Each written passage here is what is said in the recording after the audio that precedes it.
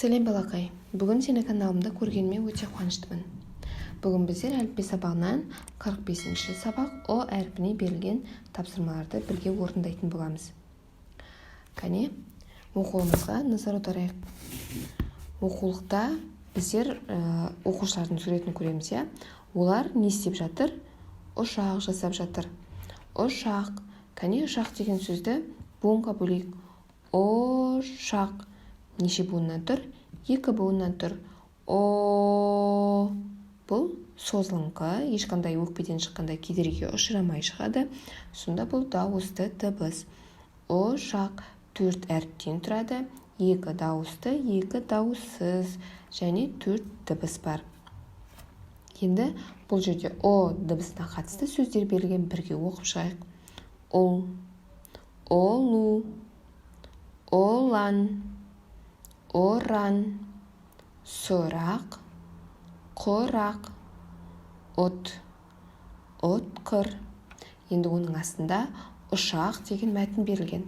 Бұл мәтін жоғарыда берілген суретке қатысты. Кәне оқып шығайық. Арнұр мен Нұрлан Нұр-Сұлтанда тұрады.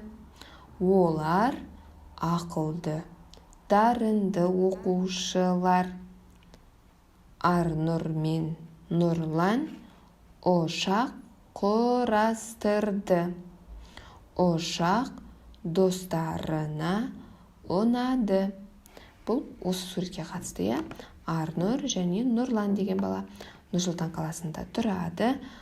Олар өте дарынды оқушылар екен. Ол екеуі бірігіп ұшақ құрастырған. Ол ұшағы олардың достарына өте қатты ұнаған. Келесі. Сонымен О әрпі бізде дауысты дыбыс болды, Одан кейін астында суреттер берілген. Бұл суреттер және сызба берілген. Кәне, бірінші тұрған құс, бұл құстың атауы бұл деген құс, бұл біздер әнші құс деп айтамыз. Келесі ұлудың суреті. Одан кейін үшінші тұрған бұл құр. Құр деген құс, Кәне, мына сызбаға қайсысы сәйкес келеді? Ұлу 3 әріптен, 3 дыбыстан және 2 буыннан тұрады. Ал құр дегеніміз 3 әріп, 3 дыбыс, 1 буыннан тұрады. Ал кәне, бұл дегенді қарайық. Бұл 6 әріп сәйкес келеді. 2 буын және 2 дауысты дыбыс, 4 дауыссыз дыбыс. 2 буын, 6 әріп, 6 дыбыстан тұрады. Бұл сызба, сонда бұл деген сөздің сызбасы болды. Осымен балалар, бүгінгі әліпби сабағынан 45-ші О әрпіне берілген сабағымыз аяқталды.